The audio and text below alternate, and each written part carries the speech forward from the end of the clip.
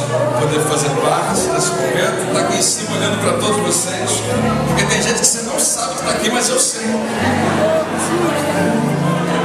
E a minha vontade é mandar você fazer agora o que a gente só pode fazer no final do culto, que é sair abraçando todo mundo, senão a próxima parte do culto vai ser às 11 da noite. Né? Até você conseguir abraçar e botar uma conversa em dia. Então no final desse encontro você vai ter tempo.